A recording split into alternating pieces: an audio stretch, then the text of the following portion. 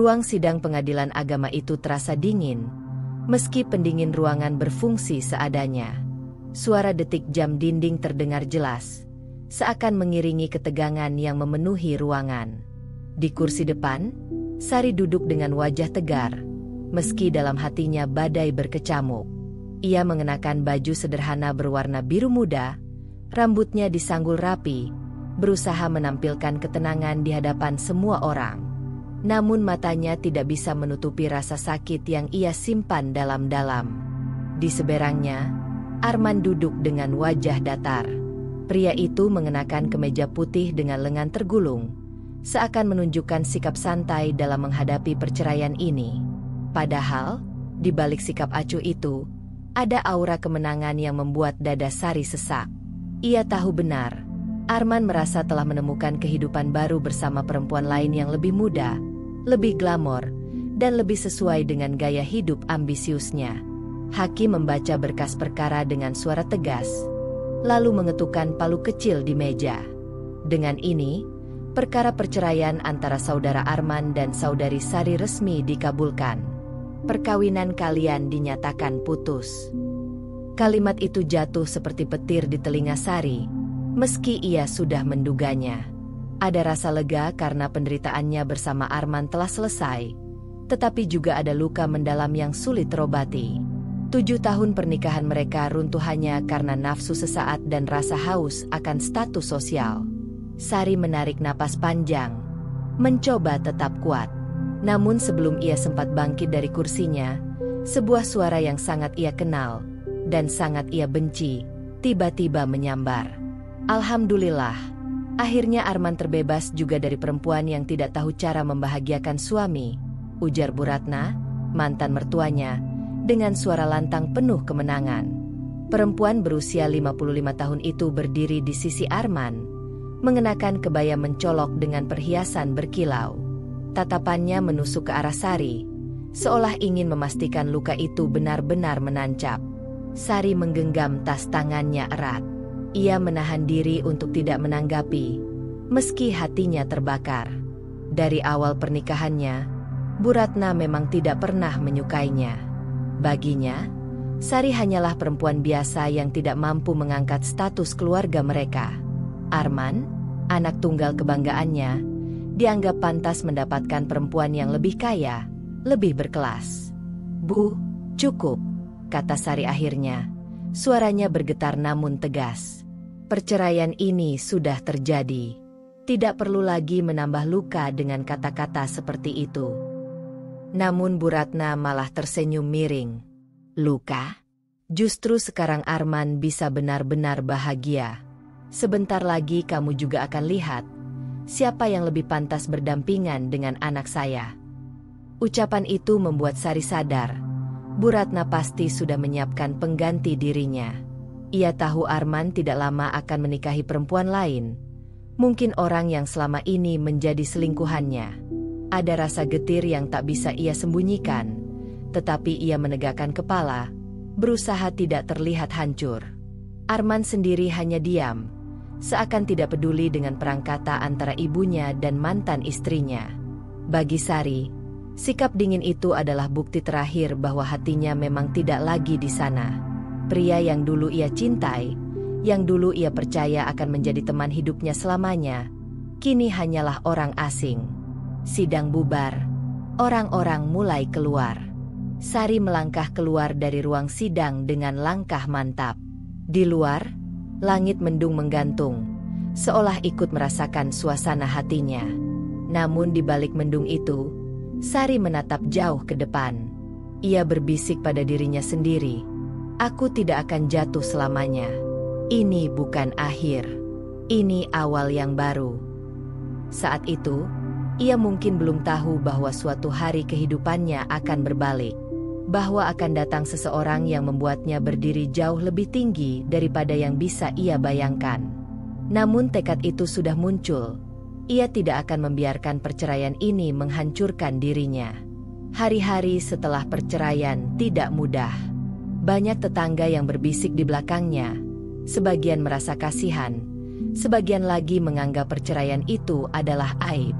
Namun Sari memilih untuk menutup telinga. Ia kembali fokus pada pekerjaannya di sebuah perusahaan distribusi besar. Ia datang lebih pagi, pulang lebih larut, mengisi waktu dengan produktivitas agar pikirannya tidak terus-menerus tenggelam dalam kesedihan. Di rumah kontrakannya yang sederhana, ia sering duduk sendirian di malam hari, menatap meja makan kosong. Dulu, meja itu selalu ramai oleh percakapan, meski belakangan lebih sering dipenuhi pertengkaran dengan Arman. Kini sunyi, tetapi sunyi yang lebih jujur, tanpa kepura-puraan. Bu Ratna beberapa kali sengaja mendatangi rumah lamanya hanya untuk pamer. Sekali waktu, ia bahkan datang sambil membawa foto Arman bersama seorang perempuan muda berambut panjang. "Lihat ini, Sari, cantik, kan? Inilah calon menantu saya yang baru. Beda jauh dengan kamu. Dia tahu cara membuat anak saya bahagia." Sari tidak menjawab. Ia hanya menutup pintu rumah dengan sopan, lalu menangis setelah Bu Ratna pergi. Air mata itu tidak lagi sekadar karena sakit hati ditinggalkan, melainkan juga karena hinaan yang terus ia terima. Namun dalam tangisan itu, ada kekuatan yang mulai tumbuh. Semakin banyak luka yang ditorehkan, semakin besar pula keinginannya untuk membuktikan bahwa dirinya bisa berdiri tegak. Malam itu, Sari menulis di sebuah buku catatan kecil, "Aku harus bangkit. Aku tidak boleh kalah. Aku akan membuktikan bahwa aku lebih dari cukup, bahkan tanpa mereka." Dan kalimat itu menjadi titik awal perjalanan baru dalam hidupnya. Sebuah perjalanan yang kelak akan membuat Bu Ratna, Arman, dan Rina menelan kembali semua kesombongan mereka. Hari-hari setelah perceraian berjalan seperti mimpi buruk yang tak kunjung usai, tetapi Sari memilih untuk tidak terjebak di dalamnya. Setiap pagi, ia bangun lebih awal, menyiapkan dirinya dengan pakaian kerja sederhana, lalu berangkat ke kantor dengan langkah mantap. Ia sadar, hidupnya kini hanya bergantung pada dirinya sendiri. Tidak ada lagi Arman yang sekadar menemaninya, meski belakangan hanya membawa pertengkaran. Kantor menjadi pelariannya. Sari bekerja di sebuah perusahaan distribusi alat kesehatan di Jakarta. Pekerjaannya menuntut ketelitian tinggi, karena ia bertanggung jawab atas administrasi keuangan dan pengelolaan dokumen. Bagi sebagian orang, pekerjaan itu membosankan. Tetapi bagi Sari, kantor adalah tempat ia bisa melupakan luka. Setiap laporan yang ia susun, setiap angka yang ia hitung, adalah bukti bahwa ia masih berguna dan masih mampu berdiri di atas kakinya sendiri. Rekan-rekan kerjanya sempat terkejut ketika mendengar kabar perceraiannya. Ada yang kasihan, ada pula yang diam-diam bergosip. Namun Sari tetap menjaga profesionalitas. Ia tidak pernah bercerita banyak, hanya berkata singkat, "Saya sudah bercerai, sekarang fokus kerja saja." Dengan sikapnya yang tegar, perlahan-lahan gosip itu mereda, meski tatapan penuh simpati masih sering ia terima.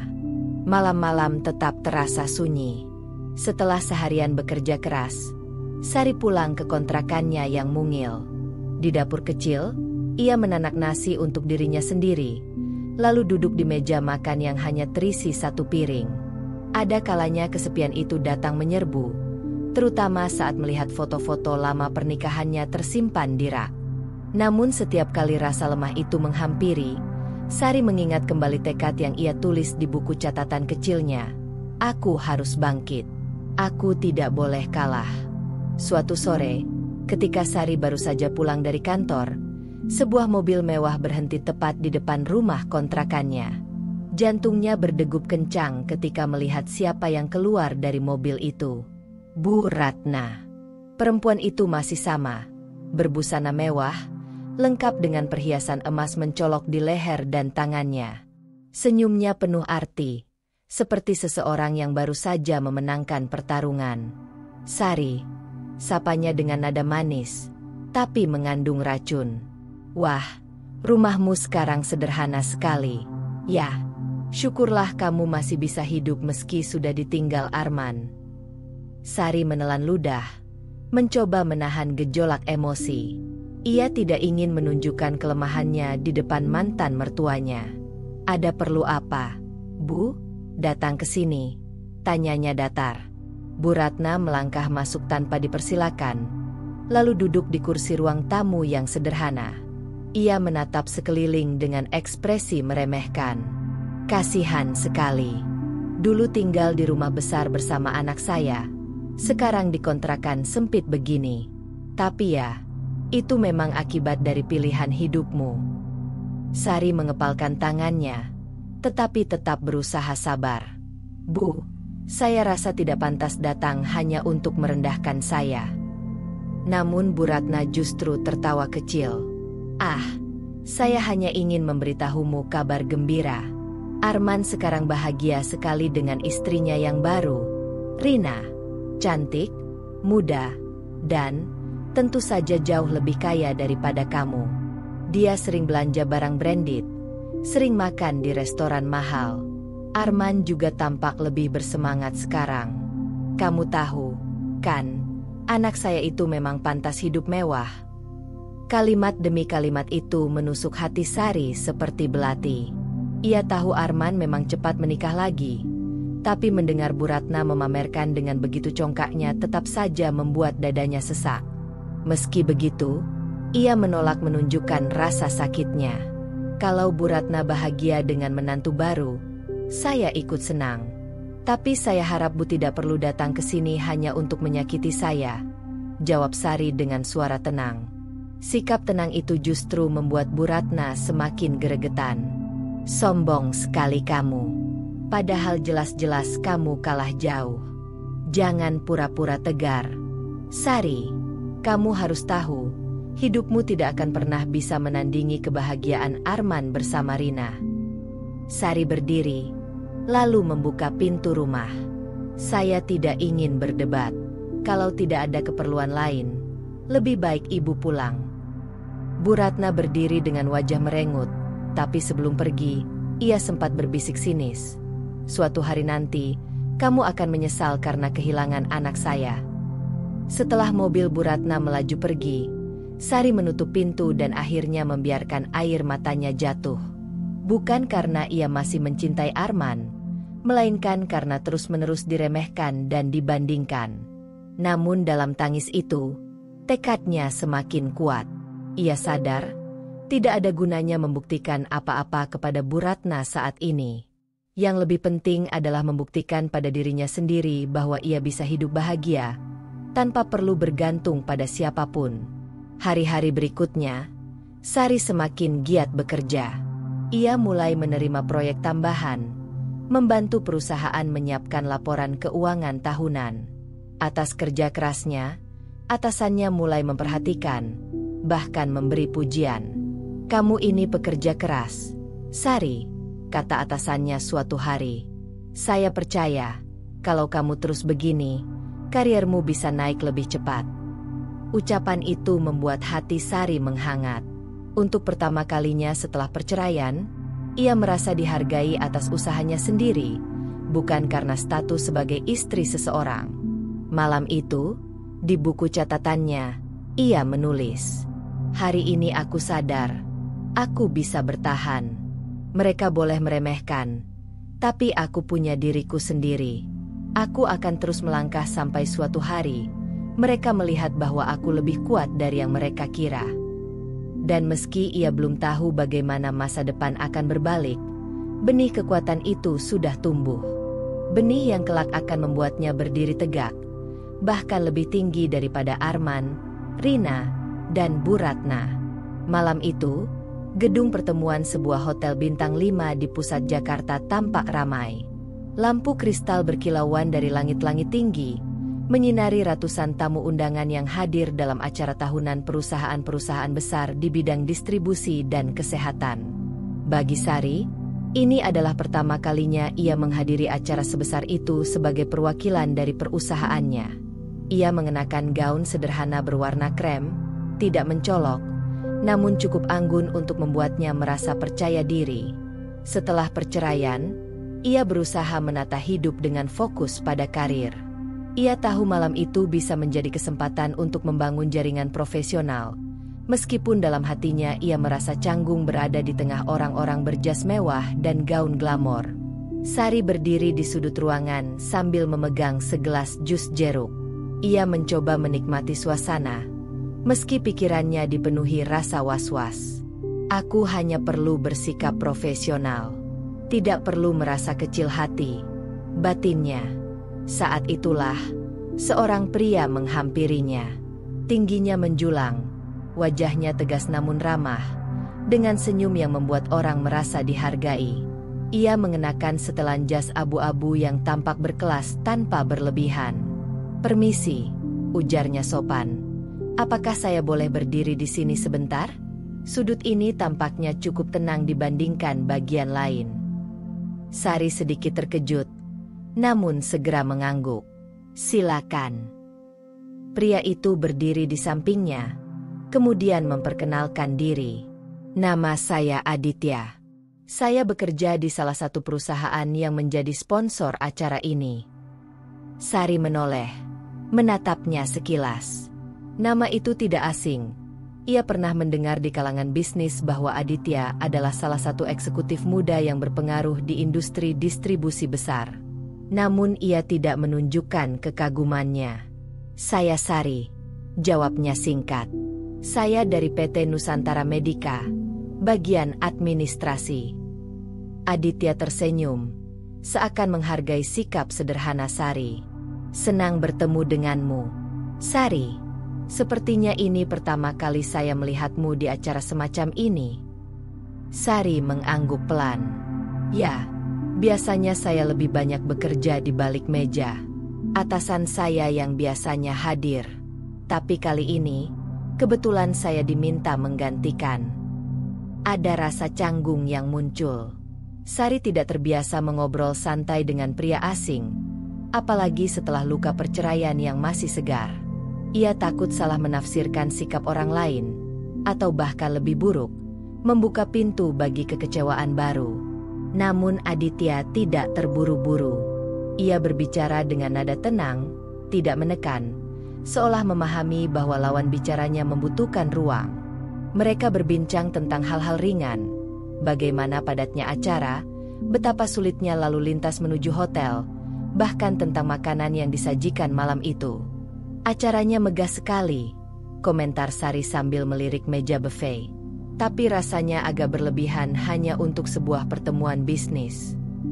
Aditya tertawa kecil. "Memang begitu. Banyak orang lebih suka pamer. Padahal, yang penting sebenarnya adalah hubungan kerja yang terjalin, bukan seberapa mewah acaranya." Ucapan itu membuat Sari menoleh, sedikit terkejut. Ia tidak menyangka pria berpenampilan mapan seperti Aditya bisa berbicara dengan nada yang merendah. Biasanya, orang-orang di posisi itu sibuk menunjukkan kekayaan mereka. Mereka berbincang sebentar lagi sebelum Aditya dipanggil oleh salah satu panitia acara. Sebelum pergi, ia menatap Sari dengan tatapan ramah. "Senang bisa berbicara denganmu malam ini. Semoga kita bisa bertemu lagi di kesempatan lain." Sari hanya tersenyum tipis. "Ya, terima kasih." Saat Aditya berjalan menjauh, Sari menarik napas panjang. Ada sesuatu yang aneh di dadanya. Pertemuan singkat itu meninggalkan kesan, meski ia berusaha menepisnya. "Aku harus hati-hati. Jangan sampai terjebak lagi hanya karena kesan pertama," pikirnya. Luka dari Arman masih terlalu segar untuk membiarkan hatinya terbuka begitu saja. Hari-hari berikutnya, kehidupan Sari kembali normal. Ia kembali sibuk di kantor, menyusun laporan, menghadiri rapat, bahkan lembur. Namun tanpa ia sadari, bayangan pertemuan singkat dengan Aditya masih terlintas sesekali di pikirannya. Ada rasa ingin tahu, tapi juga rasa takut. Suatu siang, saat ia sedang mengecek dokumen pengiriman, atasannya datang menghampirinya. "Sari, minggu depan akan ada rapat kerjasama dengan salah satu perusahaan besar. Mereka akan mengirimkan perwakilan tingkat tinggi. Kamu ikut?" "Ya." Sari mengangguk, meski tidak terlalu memperhatikan. Ia tidak tahu bahwa rapat itu akan kembali mempertemukannya dengan pria yang sama. Di sisi lain kota, Aditya duduk di ruang kantornya yang luas. Ia memang sering bertemu banyak orang dalam acara-acara besar, tapi entah kenapa, ia masih mengingat perempuan sederhana yang ditemuinya di pojok ruangan malam itu. Ada sesuatu dari tatapan mata Sari, keteguhan yang bercampur luka, yang membuatnya ingin tahu lebih banyak. Namun Aditya bukan tipe pria yang terburu-buru.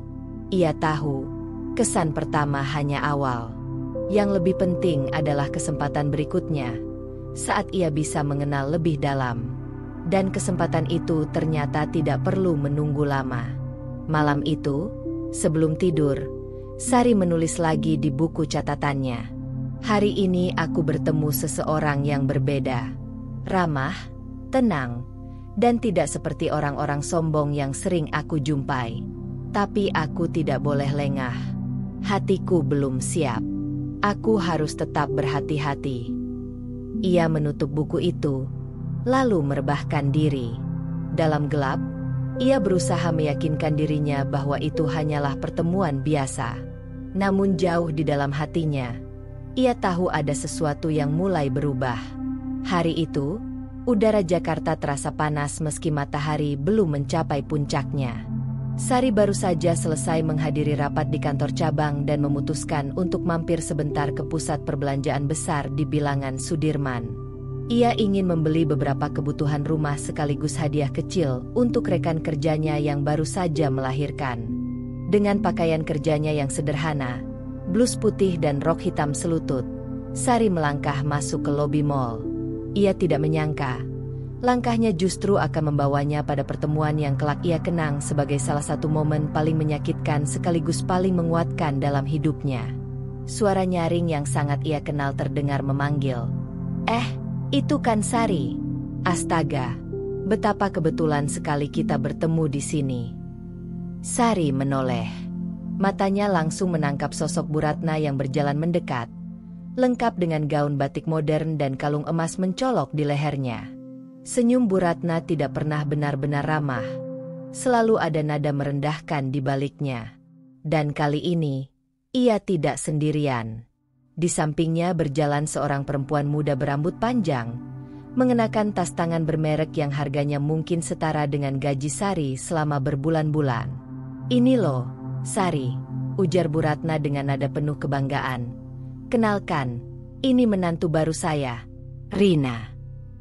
Rina tersenyum tipis, lalu melirik Sari dari ujung kepala hingga kaki dengan tatapan yang sulit disembunyikan, campuran rasa puas dan meremehkan. Oh, jadi ini mantan istrinya Mas Arman? Katanya.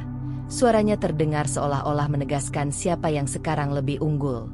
Sari menegakkan tubuhnya, berusaha tetap tenang. Ia menatap Rina sebentar lalu tersenyum sopan.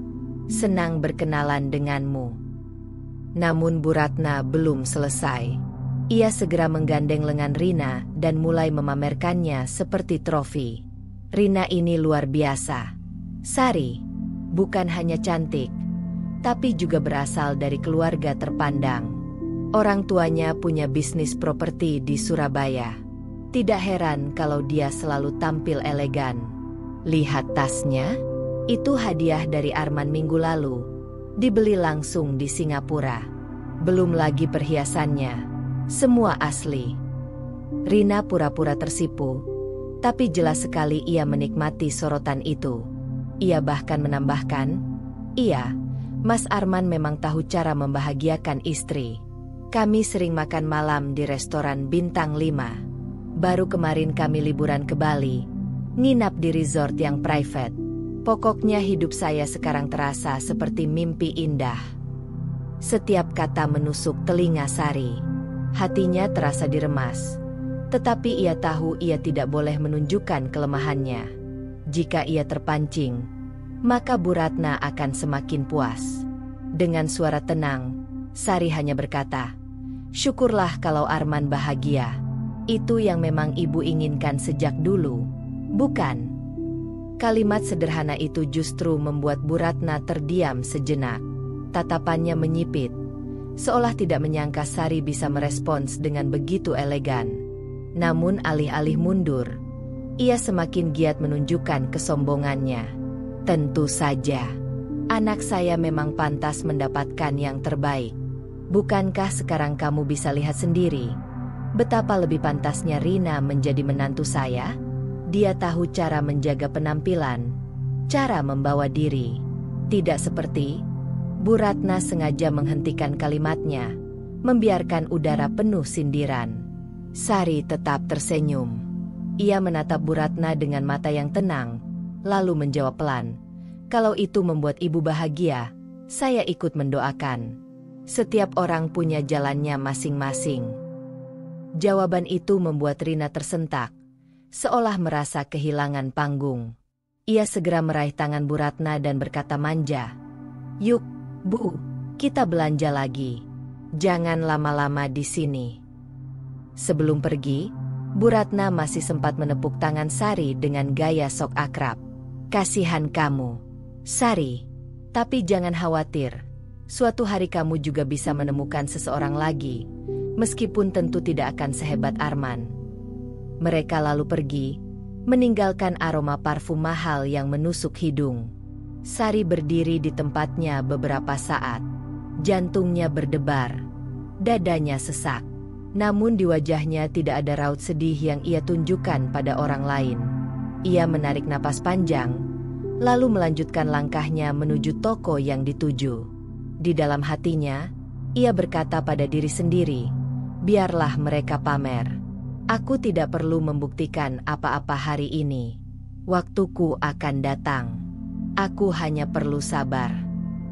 Ketika ia sampai di kasir, seorang karyawan toko yang mengenalnya karena sering belanja kecil-kecilan di sana berkata lirih, "Mbak, tadi saya dengar sedikit. Mbak sabar sekali. Ya, kalau saya yang diperlakukan begitu, mungkin sudah marah." Sari hanya tersenyum. "Kalau saya marah, apa ada gunanya? Lebih baik saya simpan tenaga saya untuk hal yang lebih penting." Ucapan itu membuat karyawan itu mengangguk kagum. Bagi Sari, itu bukan sekadar jawaban. Itu adalah prinsip yang kini ia pegang erat. Tidak membuang energi untuk hal-hal yang hanya akan menguras hati. Malamnya, saat kembali ke rumah kontrakannya, Sari membuka buku catatan kecilnya lagi. Dengan pena hitam, ia menulis, "Hari ini aku bertemu dengan Bu Ratna dan menantu barunya. Mereka berusaha membuatku merasa kecil. Tapi aku memilih untuk tidak terseret dalam permainan itu. Aku sadar, harga diriku tidak ditentukan oleh tas mahal atau liburan mewah. Aku punya cara sendiri untuk bahagia. Aku akan membuktikan dengan caraku, bukan dengan pameran kosong." Sari menutup buku itu, lalu menatap langit-langit kamarnya yang sederhana. Hatinya masih terasa sakit, tapi ia tahu ia telah melangkah di jalur yang benar. Dan tanpa ia sadari, jalannya menuju kehidupan baru akan segera terbuka, sebuah kehidupan yang kelak membuat Bu Ratna benar-benar terdiam. Sepekan setelah pertemuan di acara besar itu, Sari kembali bertemu dengan Aditya. Kali ini dalam suasana lebih formal, sebuah rapat kerjasama antara PT Nusantara Medica, tempat Sari bekerja, dan perusahaan distribusi besar yang dipimpin oleh Aditya. Di ruang rapat luas yang dindingnya dipenuhi panel kayu elegan, Sari semula hanya berniat menjalankan tugas, mencatat jalannya diskusi, membantu atasan menyiapkan dokumen, dan memastikan tidak ada data yang terlewat. Namun sejak Aditya masuk ruangan, ia bisa merasakan kehadiran pria itu begitu dominan. Bukan hanya karena statusnya sebagai pimpinan besar, tapi juga karena ketenangannya. Setiap kata yang diucapkannya terdengar jelas, tidak tergesa-gesa, dan memberi kesan penuh wibawa. Anehnya, ketika tatapan mereka sesekali bertemu, Sari justru merasa tidak terintimidasi. Ada sisi manusiawi yang membuatnya nyaman. Setelah rapat selesai, Sari membereskan dokumen. Ia tidak menyangka Aditya menghampirinya. "Kerjamu rapi sekali," ujar Aditya sambil menunjuk map yang ia pegang. "Semua data tersusun jelas." Sari menoleh, agak kikuk. Ah, terima kasih. Itu memang sudah tugas saya. Aditya tersenyum. Tugas? Ya, tapi tidak semua orang menjalankannya dengan sepenuh hati. Saya bisa lihat kamu serius dengan pekerjaanmu. Sari hanya menunduk. Ia tidak terbiasa mendapat pujian tulus, apalagi dari sosok seperti Aditya. Hari-hari berikutnya, komunikasi mereka tidak berhenti di ruang rapat. Aditya sesekali menghubungi Sari lewat email atau pesan singkat terkait pekerjaan. Namun lama-kelamaan, isi percakapan berkembang. Dari sekadar diskusi teknis, mereka mulai membicarakan hal-hal ringan, hobi membaca, pengalaman traveling, bahkan makanan favorit. Suatu sore, setelah pertemuan dengan klien, Aditya menawarkan, "Kamu ada waktu sebentar? Di bawah ada kafe yang cukup tenang. Kita bisa ngobrol sebelum pulang." Sari sempat ragu, tapi akhirnya mengangguk. Mereka pun duduk berhadapan di sudut kafe. Suasana lebih santai dibanding ruang rapat. Aroma kopi hangat menenangkan pikiran. Untuk pertama kalinya, Aditya membuka sedikit tentang dirinya. Orang sering mengira hidup saya mulus. Padahal tidak juga. Saya kehilangan ayah sejak masih kuliah. Jadi harus belajar cepat mengurus bisnis keluarga. Ada banyak tekanan, tapi saya tidak bisa lari. Sari mendengarkan dengan seksama. Ia tidak menyangka pria setenang itu punya beban berat di balik wajahnya. "Kadang saya iri pada orang biasa," lanjut Aditya. "Mereka bisa hidup tanpa sorotan, tanpa harus membuktikan sesuatu setiap hari." Sari tersenyum tipis. Mungkin benar. Tapi hidup orang biasa juga punya ujiannya sendiri. Aditya menatapnya penasaran. "Kamu sendiri, apa yang membuatmu kuat sampai sekarang?" Pertanyaan itu membuat hati Sari bergetar. Ia jarang berbagi tentang masa lalunya. Namun ada sesuatu pada tatapan Aditya yang membuatnya ingin jujur.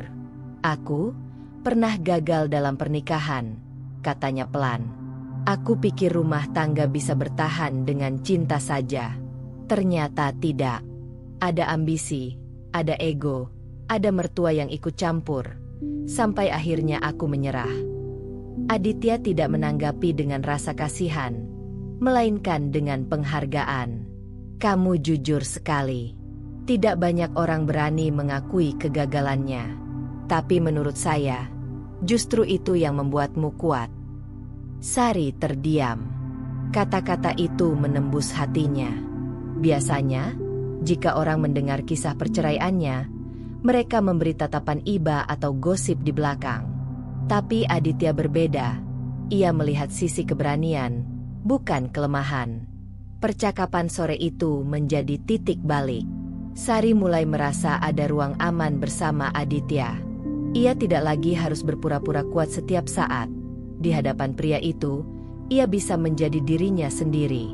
Hari demi hari, kedekatan mereka tumbuh. Aditya semakin sering mencari alasan untuk melibatkan Sari dalam proyek-proyek kerjasama. Kadang ia menyelipkan candaan kecil saat rapat, membuat suasana yang biasanya tegang menjadi lebih ringan. Sari pun lambat laun membuka diri. Ia menceritakan bagaimana ia harus menata ulang hidup setelah bercerai, bagaimana ia pernah merasa kecil hati ketika melihat mantan suaminya bahagia dengan pasangan baru. "Aku sempat berpikir hidupku sudah berakhir," katanya pada suatu percakapan malam lewat telepon. "Tapi ternyata tidak. Hidupku baru saja dimulai." Di seberang sana, suara Aditya terdengar hangat. "Itu karena kamu tidak menyerah. Saya percaya, masa lalu tidak pernah mendefinisikan siapa kita. Justru pilihan kita sekarang yang menentukan." Kalimat itu membuat Sari terdiam lama. Dalam hatinya, ia merasakan sesuatu yang lama tak ia rasakan. Dihargai. Namun meski hubungan mereka semakin akrab, Sari tetap menahan diri. Ia tahu perasaannya mulai tumbuh, tapi ia juga sadar belum sepenuhnya pulih dari luka lama. Ia takut terburu-buru membuka hati. Malam itu, setelah percakapan panjang dengan Aditya, ia menulis di buku catatannya, "Ada seseorang yang membuatku merasa tidak sendirian. Dia tidak menilainya dari penampilan atau masa laluku, tapi dari apa yang kulalui dan siapa aku sekarang. Tapi aku harus berhati-hati. Aku tidak ingin mengulang kesalahan yang sama. Biarlah waktu yang menjawab." Sari menutup bukunya, lalu merebahkan diri. Untuk pertama kalinya sejak lama, ia tidur dengan hati yang lebih tenang, seakan ada cahaya baru yang perlahan masuk ke dalam hidupnya. Hari Minggu sore itu, Sari sebenarnya tidak berniat menghadiri acara ulang tahun sepupu jauhnya. Namun karena ibunya memintanya hadir sebagai bentuk silaturahmi, ia akhirnya datang ke rumah besar yang menjadi tempat berkumpul keluarga besar. Sari datang dengan tampilan sederhana, gaun biru muda selutut, tanpa banyak aksesori. Ia membawa kue buatan sendiri sebagai hadiah untuk tuan rumah. Senyum ramah ia berikan pada kerabat yang ditemuinya di pintu masuk. Namun langkahnya terhenti begitu matanya menangkap sosok yang sudah lama ia hindari. Arman berdiri di sisi ruangan, mengenakan kemeja putih rapi. Di sampingnya ada Rina, yang tampil glamor dengan gaun merah menyala dan tas branded yang sengaja ditenteng tanpa henti. Tak jauh dari mereka, duduk di kursi dengan anggun namun penuh aura kesombongan, ada Bu Ratna. Sari menarik napas dalam-dalam. Ia sudah siap jika suatu saat harus bertemu lagi dengan mereka, tapi tidak pernah menduga momen itu akan datang secepat ini. Lihat siapa yang datang." Suara nyaring Bu Ratna terdengar begitu Sari masuk. Hampir seluruh tamu terdekat menoleh. "Sari, aku tidak menyangka kamu masih mau datang ke acara keluarga besar ini. Kupikir kamu sudah sibuk dengan hidup barumu yang, yah, sederhana itu." Beberapa orang terdiam, merasa canggung mendengar komentar itu. Sari tersenyum tipis, berusaha tetap elegan. "Saya datang untuk menghormati undangan keluarga. Lagi pula, kita semua masih terhubung dalam silaturahmi." Rina segera menyela. Nada suaranya manja tapi syarat dengan kebanggaan. "Wah, tidak apa-apa, Bu. Biarkan saja. Bagus juga kalau dia melihat. Sekarang Mas Arman sudah punya keluarga baru. Kami baru pulang dari Singapura. Loh, banyak cerita seru." Sari menoleh sebentar ke arah Rina, lalu kembali menatap meja hidangan.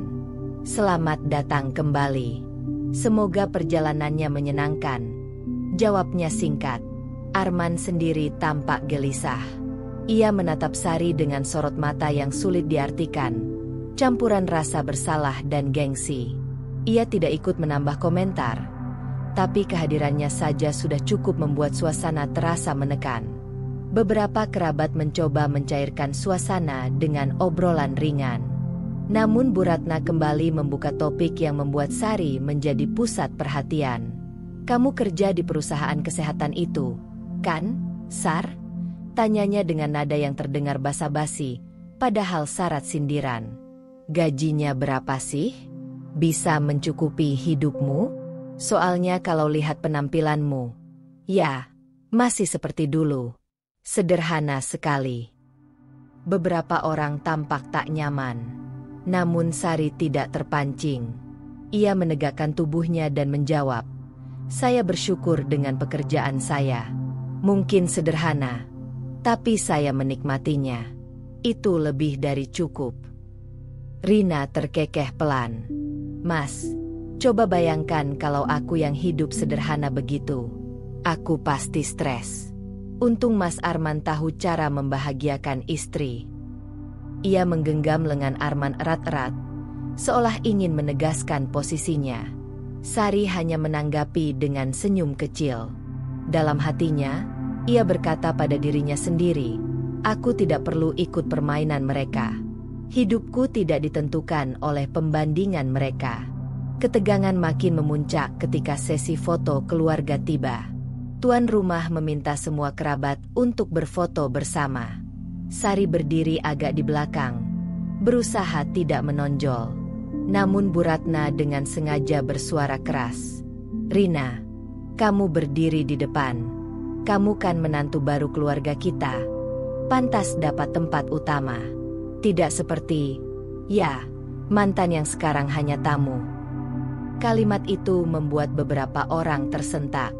Ada yang menunduk malu, ada yang melirik ke arah Sari dengan tatapan iba. Sari tersenyum tipis, lalu melangkah sedikit ke samping. "Silakan, Bu. Saya tidak keberatan." Sikap tenang itu justru membuat beberapa kerabat mulai berpihak padanya. Seorang bibi tua mendekat dan berbisik, "Kamu sabar sekali, Nak. Jangan hiraukan mereka. Kami tahu kamu perempuan kuat." Ucapan itu menjadi penguat bagi Sari. Ia sadar, meski Bu Ratna berusaha merendahkannya di depan banyak orang, ada juga yang bisa melihat siapa dirinya sebenarnya. Acara akhirnya selesai menjelang malam. Sebelum pulang, Sari sempat melewati Arman yang berdiri sendirian di teras. Rina sedang sibuk bersuah foto dengan beberapa tamu, sementara Bu Ratna tenggelam dalam obrolan dengan kelompok lain. Arman membuka mulut seakan ingin mengatakan sesuatu. "Sari," katanya lirih. Sari menoleh, menunggu kelanjutannya. Namun Arman hanya menghela napas dan menunduk. Sepertinya ia ingin berbicara, tapi tidak sanggup menembus gengsi dan situasi. Sari tidak menunggu lebih lama. Ia tersenyum sopan, lalu melangkah pergi. Di dalam hati, ia berkata pada dirinya sendiri, "Aku sudah memilih jalanku. Tidak ada lagi alasan untuk menoleh ke belakang." Dalam perjalanan pulang, Sari merasakan campuran lega dan lelah. Pertemuan itu memang tegang, tapi ia berhasil melewatinya dengan kepala tegak. Ia sadar, masa lalunya mungkin akan selalu mencoba datang kembali, namun kini ia lebih siap. Sesampainya di rumah, ia kembali membuka buku catatannya. Dengan pena hitam, ia menulis, "Hari ini aku diuji lagi. Mereka mencoba membuatku kecil, tapi aku memilih untuk tetap berdiri. Aku tidak lagi sama seperti dulu. Aku mungkin sendirian, tapi aku tidak lemah. Aku tahu, akan ada hari di mana mereka melihatku dari sisi yang berbeda." Sari menutup buku itu dan tersenyum tipis. Meski hatinya masih berdenyut sakit, ia tahu satu hal, keteguhan dirinya sudah jauh lebih kuat dibanding dulu. Beberapa minggu setelah pertemuan keluarga yang menegangkan itu, hidup Sari terasa kembali tenang. Ia lebih fokus pada pekerjaannya, membenamkan diri dalam berbagai proyek baru yang menantang. Namun ada sesuatu yang berbeda. Kehadiran Aditya yang semakin sering mengisi hari-harinya. Sejak percakapan-percakapan jujur mereka, Sari merasa ada ikatan yang kian dalam. Aditya tidak hanya sekadar rekan kerja atau teman bicara, melainkan seseorang yang hadir pada saat dirinya butuh sandaran. Di balik ketenangan wajah pria itu, Sari menemukan rasa aman yang selama ini dirindukannya. Suatu sore, Aditya mengajak Sari keluar. "Kamu sibuk malam ini?" tanyanya lewat telepon dengan suara tenang. "Tidak terlalu." "Kenapa?" "Ada tempat yang ingin aku tunjukkan. Menurutku kamu akan menyukainya." Sari sempat ragu, tapi akhirnya mengiyakan. Ia tiba di sebuah restoran atap gedung tinggi di pusat kota. Pemandangan lampu-lampu kota berkilauan di bawah, menciptakan suasana romantis yang tak bisa diabaikan. Ketika pelayan membimbing mereka ke meja yang sudah dipesan khusus, Sari merasakan ada sesuatu yang berbeda. Aditya terlihat lebih serius malam itu, meski tetap hangat. Ia mengenakan setelan jas rapi, sementara Sari sendiri merasa agak kikuk karena hanya mengenakan gaun sederhana berwarna pastel. Namun tatapan Aditya menenangkan. "Kamu cantik sekali malam ini," katanya tulus. Sari tersipu, mencoba menyembunyikan wajahnya yang memerah. "Kamu berlebihan." Mereka makan malam sambil bercakap-cakap ringan, membicarakan pekerjaan, hobi, bahkan beberapa hal lucu dari masa lalu. Namun menjelang akhir, suasana berubah. Aditya menatap Sari dalam-dalam. Aku sudah lama ingin mengatakan sesuatu, tapi selalu menahan diri, ujarnya. Aku tahu kamu baru saja bangkit dari masa sulit. Aku tidak ingin terburu-buru masuk ke hidupmu. Tapi semakin aku mengenalmu, semakin aku yakin, aku tidak ingin hanya menjadi orang yang lewat. Sari terdiam. Jantungnya berdegup kencang. Aditya melanjutkan, suaranya tenang namun penuh keyakinan. Sari, aku mengagumi keteguhanmu, keberanianmu menghadapi masa lalu, dan caramu tetap berdiri ketika orang lain mencoba menjatuhkanmu. Aku ingin ada di sisimu, bukan hanya sebagai teman atau rekan kerja. Aku ingin membangun masa depan denganmu.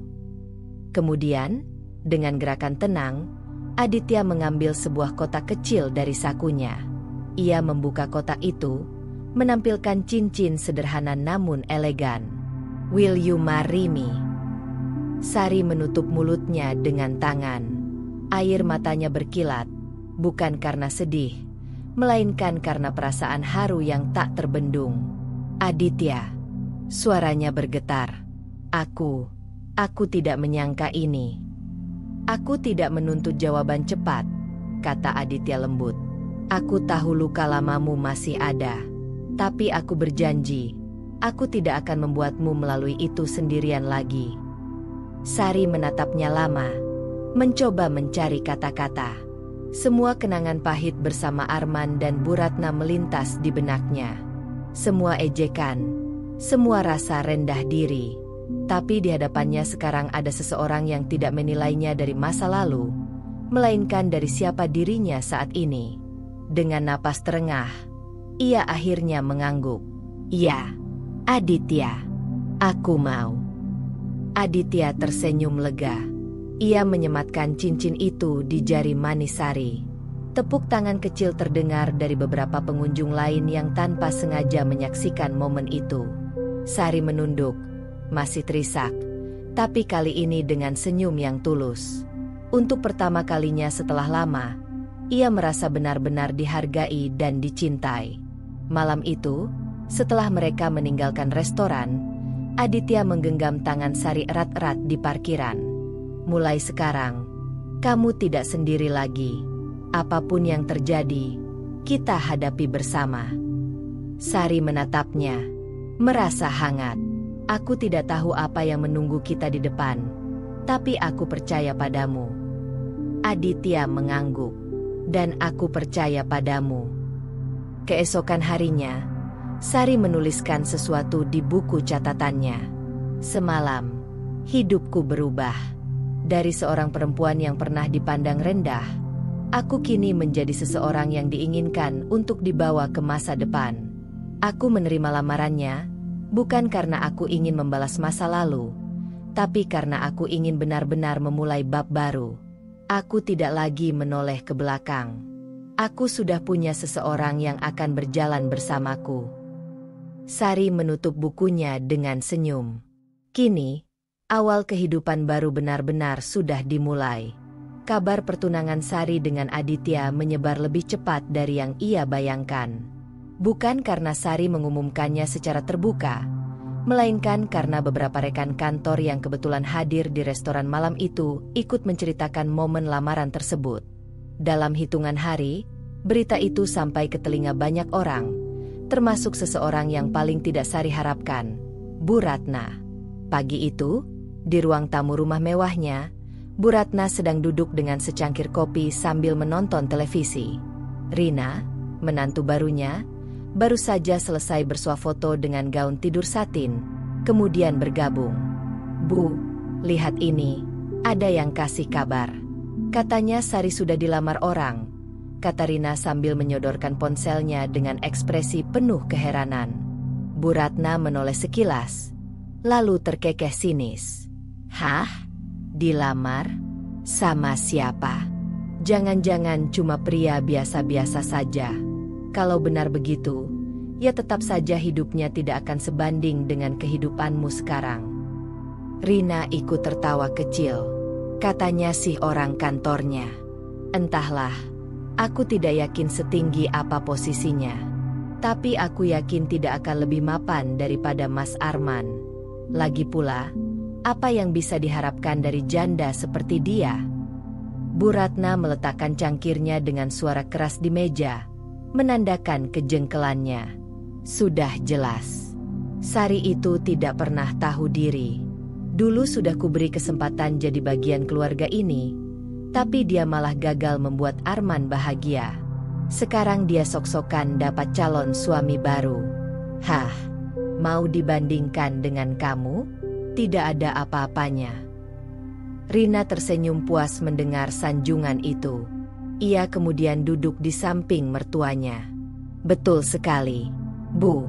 Lihat saja, Arman selalu bisa membelikan aku apapun. Aku baru dapat tas baru dari Paris. Loh, kalau Sari, aku yakin paling dia dapat cincin sederhana dari emas biasa. Memalukan. Mereka berdua tertawa, saling menimpali dengan komentar-komentar pedas yang menjelekkan Sari. Beberapa jam kemudian, Arman pulang kerja lebih cepat dari biasanya. Ia baru saja melewati lobi kantor tempat beberapa orang membicarakan kabar tentang pertunangan Sari. Diam-diam, hatinya terusik, meski ia berusaha tidak menunjukkannya. Sesampainya di rumah, Arman mendapati Bu Ratna dan Rina masih membicarakan hal itu. Mas Arman, dengar-dengar mantan istrimu sudah dilamar. Lucu, ya? Cepat sekali cari pengganti, ujar Rina sambil tersenyum mengejek. Arman hanya diam, meletakkan tas kerjanya. Ia tak bisa menjawab, karena dalam hatinya ada perasaan tak nyaman. Namun Bu Ratna langsung menimpali dengan keras. Ah, biarkan saja. Kalaupun benar dia menikah, paling hanya dengan laki-laki yang kelasnya jauh di bawah Arman. Mana mungkin ada pria terhormat yang mau serius dengan dia? Apalagi setelah statusnya janda. Tidak pantas dibandingkan dengan menantu baruku ini. Arman menghela napas panjang. Ia sebenarnya ingin mengatakan sesuatu, tapi gengsinya menahannya. Bagian dirinya tahu Sari adalah perempuan yang kuat, dan mungkin saja pria yang melamarnya benar-benar tulus. Namun di hadapan ibunya dan istrinya yang baru, ia memilih bungkam. Sementara itu, di lingkaran keluarga besar, kabar ini juga sampai. Beberapa kerabat yang sempat hadir di acara keluarga tempo hari mulai membandingkan sikap Sari dengan Rina. Aku kira Sari tidak akan cepat menikah lagi, ujar salah satu kerabat di telepon kepada Bu Ratna. Tapi kalau benar dia akan menikah, ya syukurlah. Dia pantas bahagia. Lagi pula, waktu itu aku lihat dia sangat tegar menghadapi ejekan. Tidak semua perempuan bisa begitu. Komentar itu membuat Bu Ratna semakin kesal. Ah, kalian ini terlalu gampang simpati. Jangan lupa, Arman sudah punya istri baru yang jauh lebih cantik dan lebih mapan. Kalian lihat sendiri, kan? Tidak ada apa-apanya Sari dibanding Rina. Namun meski Bu Ratna berusaha menjelek-jelekan Sari, beberapa kerabat mulai melihat kenyataan bahwa Sari bukan lagi perempuan yang rapuh. Malamnya, ketika Bu Ratna sendirian di kamarnya, ia tak bisa benar-benar tenang. Kata-kata orang-orang tadi siang berputar di kepalanya. Ia membayangkan Sari berjalan dengan kepala tegak bersama pria baru. Ada ketakutan kecil, meski tak mau diakuinya, bahwa mantan menantunya itu suatu saat akan kembali menunjukkan dirinya lebih berharga daripada yang pernah ia kira. Tidak mungkin, gumamnya sambil menatap ke cermin. Tidak ada laki-laki terhormat yang benar-benar memilih dia. Tidak ada. Tapi jauh di dalam hatinya, rasa ragu mulai tumbuh. Hari yang ditunggu akhirnya tiba. Setelah beberapa minggu persiapan sederhana, Sari dan Aditya berdiri berdampingan di sebuah gedung kecil yang elegan di tengah kota. Mereka sepakat tidak mengadakan pesta besar-besaran, hanya acara hangat dengan keluarga dekat, sahabat, dan rekan kerja yang benar-benar berarti. Bagi Sari, ini bukan tentang kemewahan. Ia pernah merasakan pesta besar saat menikah dengan Arman dulu, tapi ia tahu betul gemerlap itu kosong jika cinta tidak tulus. Bersama Aditya, ia ingin kesederhanaan yang penuh makna. Gedung didekorasi dengan nuansa putih dan hijau lembut. Bunga melati dan mawar putih menghiasi setiap sudut. Musik akustik mengalun lembut, mengisi suasana tanpa berlebihan. Sari mengenakan kebaya modern sederhana berwarna krem dengan selendang tipis. Sementara Aditya tampil gagah dengan setelan jas abu-abu. Ketika mereka berdiri di pelaminan, senyum keduanya tulus, tak dibuat-buat. Acara berlangsung penuh kehangatan. Rekan kerja Sari datang, termasuk beberapa yang pernah menyaksikan masa-masa sulitnya. Mereka menyelamati dengan tulus. "Kamu pantas mendapatkan ini, Sar," kata salah seorang rekan sambil memeluknya. "Akhirnya kamu menemukan pria yang benar-benar menghargaimu." Sari tersenyum, matanya berkaca-kaca. "Terima kasih. Aku masih tidak percaya semua ini nyata." Aditya, yang selalu berada di sisinya, menggenggam tangannya erat. "Percayalah, ini awal yang baru." Tamu-tamu menikmati hidangan sambil bercengkerama. Tidak ada pamer kemewahan, tetapi suasana akrab membuat semua orang merasa nyaman. Di tengah keramaian, seorang tamu yang juga kerabat jauh dari pihak keluarga Aditya sibuk mengambil beberapa foto suasana pernikahan. Ia mengunggahnya ke media sosial dengan caption sederhana, "Pernikahan hangat dua orang yang saling melengkapi. Selamat untuk Sari dan Aditya." Foto itu, tanpa disangka, menjadi pintu kabar yang lebih luas. Dalam hitungan jam, unggahan itu menyebar, termasuk ke lingkaran kenalan yang juga mengenal keluarga Arman. Di pojok ruangan, salah seorang rekan lama Arman yang kebetulan hadir sebagai tamu undangan, terlihat menatap heran. Ia mengenali wajah Sari, tapi terkejut melihat sosok pria di sampingnya. Ia tahu betul siapa Aditya, atasan langsung Arman di kantor. "Jadi ini yang dilamarnya? Bosnya sendiri?" gumamnya, setengah tak percaya. Ia segera memotret beberapa momen lain dan menyimpannya. Dalam hati, ia sudah bisa membayangkan reaksi Bu Ratna ketika mendengar kabar ini. Acara berlangsung hingga sore. Tidak ada drama, tidak ada keributan. Semua yang hadir merasakan ketulusan cinta antara Sari dan Aditya.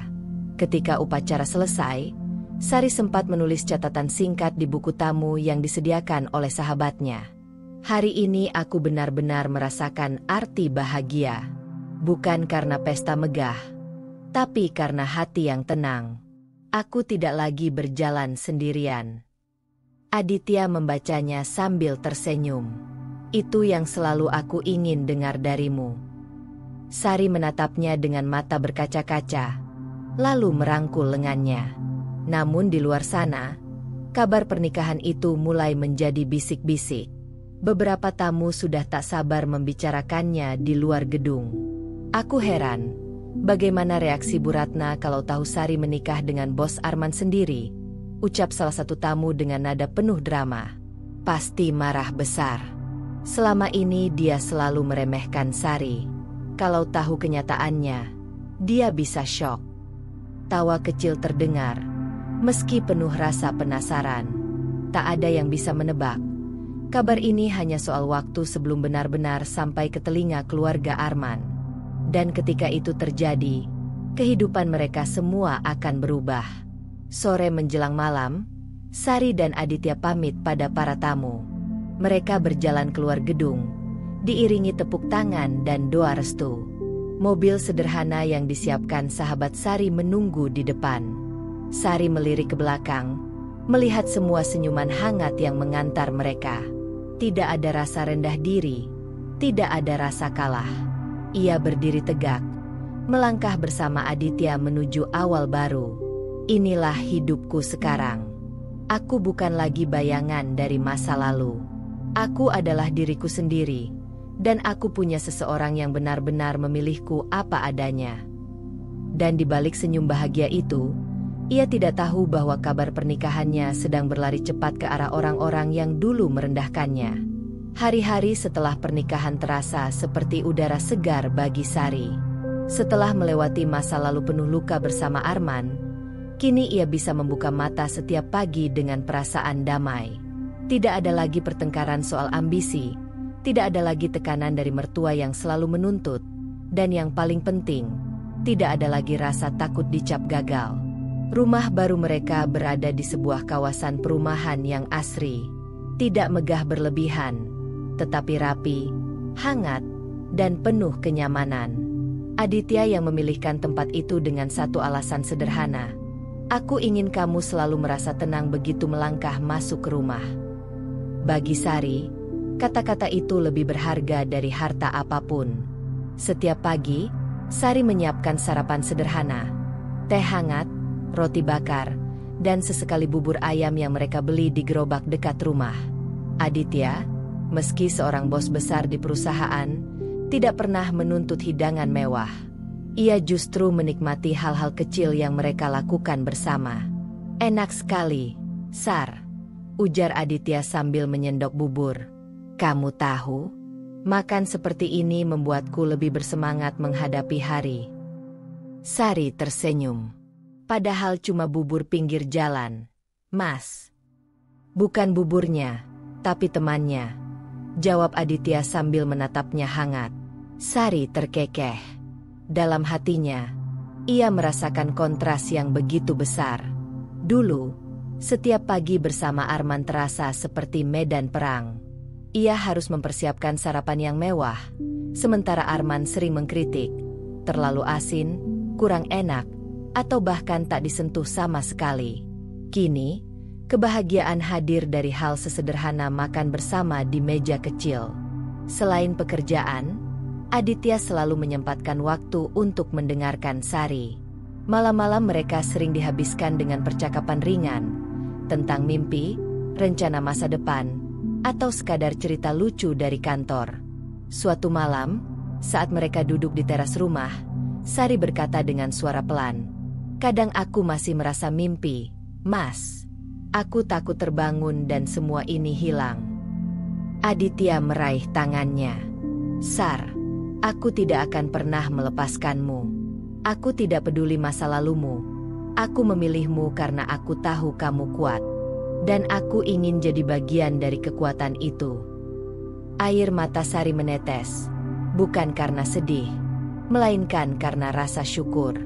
Ia sadar, selama ini ia mencari pengakuan yang salah, mencoba membuktikan diri kepada orang yang tidak pernah benar-benar peduli. Bersama Aditya, ia tidak perlu membuktikan apapun. Ia hanya perlu menjadi dirinya sendiri. Hari-hari Sari kini juga diwarnai dengan kebebasan dalam bekerja. Ia tidak lagi merasa dibayang-bayangi atau direndahkan. Aditya memang bos di perusahaan, tetapi tidak pernah mencampuri urusan pekerjaannya.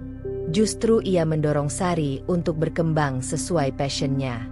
"Aku tahu kamu punya banyak ide kreatif," kata Aditya suatu kali. "Jangan ragu untuk menunjukkan. Aku yakin kamu bisa melangkah jauh." Dorongan itu membuat Sari semakin percaya diri. Ia mulai berani memimpin proyek kecil, membangun tim, dan perlahan namanya dikenal bukan hanya karena status barunya, tapi juga karena kinerjanya. Kontras dengan kehidupannya sekarang, kenangan masa lalu sesekali muncul. Ia teringat bagaimana dulu Bu Ratna selalu menganggapnya tidak berguna, bagaimana Rina sering dibandingkan sebagai wanita yang lebih layak. Tapi setiap kali bayangan itu muncul, Sari menepisnya dengan kenyataan bahwa ia sudah keluar dari lingkaran itu. "Aku tidak lagi hidup di bawah penilaian mereka," pikirnya sambil tersenyum suatu siang. "Aku punya keluarga yang benar-benar menerimaku." Malam minggu, Aditya mengajaknya makan malam di sebuah kafe kecil. Mereka duduk di sudut, suasana romantis dengan cahaya lampu temaram. "Aku ingin kita sering melakukan hal seperti ini," kata Aditya. "Bukan karena mewah, tapi karena kebersamaan. Aku tidak ingin kita terjebak rutinitas dan lupa menikmati hidup." Sari menatapnya lama. Hatinya hangat. Dulu, makan malam bersama Arman hanya soal pamer tempat mahal atau sekadar foto untuk media sosial. Kini, Setiap detik terasa nyata dan bermakna. Sari semakin yakin bahwa pilihannya untuk menikah lagi bukan kesalahan. Justru ini adalah hadiah atas kesabaran yang ia jalani setelah perceraian. Ketika ia berbaring di samping Aditya malam itu, ia berbisik, "Terima kasih sudah memilihku, Mas. Aku tidak pernah merasa sehormat ini sebagai seorang istri." Aditya mengusap kepalanya pelan. "Dan aku tidak pernah merasa sebahagia ini sebagai seorang suami." Di ruangan yang sunyi, hanya ada kehangatan yang mengalir. Sari menutup mata, yakin bahwa kehidupan barunya memang benar-benar berbeda. Tidak ada lagi bayangan kelam, tidak ada lagi rasa rendah diri. Yang ada hanyalah ketenangan, cinta, dan masa depan yang cerah. Dan meski ia tahu di luar sana masih ada orang-orang yang mungkin meremehkannya, Sari tidak peduli. Hidupnya sudah terlalu indah untuk diganggu dengan kebencian lama. Sementara Sari menikmati kehidupan baru yang tenang dan penuh cinta bersama Aditya, kehidupan rumah tangga Arman dengan istri barunya, Rina, mulai menunjukkan retakan yang tak bisa lagi disembunyikan. Awalnya, Arman merasa kemenangan besar. Ia berhasil menikahi perempuan yang dianggap lebih muda, cantik, dan bergaya glamor. Ibunya, Bu Ratna, selalu memuji Rina di hadapan keluarga besar. "Lihat menantuku sekarang, jauh lebih pantas mendampingi Arman daripada Sari yang dulu." Namun, seiring berjalannya waktu, kenyataan yang pahit mulai muncul. Rina, dengan sifat manja dan senangnya hidup mewah, tak pernah berhenti berbelanja. Hampir setiap minggu ia membawa pulang tas bermerek baru, sepatu dengan harga jutaan, bahkan perhiasan yang tak pernah dipakai lebih dari sekali. "Sayang, aku harus beli tas edisi terbatas ini. Semua teman arisan punya, masa aku ketinggalan?" ujar Rina suatu malam sambil menunjukkan katalog di ponselnya. Arman, yang baru saja pulang kerja dengan wajah lelah, menatapnya kesal. "Rina, kamu sadar tidak? Pengeluaran kita sudah gila-gilaan? Gajiku memang besar, tapi tidak sebesar ambisimu belanja." Rina manyun. "Ah, kamu pelit. Katanya dulu mau bahagiain aku. Kok sekarang ngitung-ngitung uang sih? Jangan bikin aku nyesel udah pilih kamu, men." Kalimat itu menusuk harga diri Arman. Ia memang ambisius, tapi sebenarnya keuangannya tidak sekuat yang ditunjukkan. Status pekerjaannya yang baik membuat orang mengira ia kaya raya. Padahal sebagian besar uangnya tersedot ke cicilan rumah, mobil, dan kini, gaya hidup boros Rina. Malam-malam Arman mulai penuh pertengkaran. "Kenapa sih kamu nggak bisa ngerti?" Arman membanting dasinya di sofa. "Aku capek kerja seharian, tapi kamu nggak pernah berhenti minta ini itu." Rina melotot, lalu membalas dengan nada tinggi. "Aku cuma minta yang wajar buat seorang istri. Kalau kamu nggak sanggup, mungkin kamu memang bukan suami yang cocok untukku." Pertengkaran itu terdengar sampai ke telinga Bu Ratna. Namun bukannya memberi nasihat bijak, ia justru membela menantunya. "Arman, jangan galak sama Rina.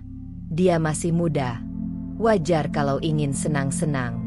Kamu laki-laki, harus bisa memanjakan istrimu." Arman merasa terjepit. Ibunya yang dulu sering mengkritik Sari kini justru memanjakan Rina habis-habisan. Padahal, sikap itulah yang membuat Rina semakin menjadi-jadi. Semakin lama, tekanan itu membuat Arman kehilangan fokus di kantor. Ia sering terlihat murung, kinerjanya menurun, bahkan sempat ditegur dalam rapat. Yang membuatnya makin malu, ia tahu persis bosnya, Aditya, kini adalah suami baru Sari. Setiap kali berhadapan dengan Aditya, Arman merasa tercekik. Ia berusaha bersikap profesional, tetapi pikirannya penuh dengan masalah rumah tangga. "Arman, saya perhatikan kamu sering terlambat menyelesaikan laporan," tegur Aditya dengan nada tegas namun tenang. Arman menunduk. Jantungnya berdegup keras.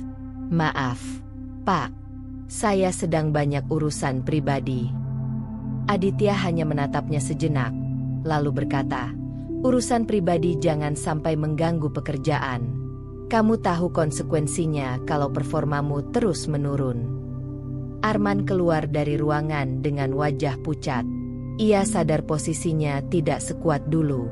Ia bukan lagi pria yang bisa membanggakan diri di depan siapapun. Di rumah, keadaan makin parah. Rina yang tak mau diatur mulai sering keluar malam dengan alasan arisan atau kumpul teman. Arman curiga, tapi tidak berani menuduh tanpa bukti. Yang jelas, pengeluarannya semakin tidak terkendali. "Rina, aku nggak bisa lagi kasih kartu kredit tanpa batas. Aku batasi pemakaiannya," kata Arman suatu sore dengan nada serius. Rina sontak marah besar. "Apa? Kamu batasi aku? Jadi selama ini kamu cuma pura-pura mampu, ya?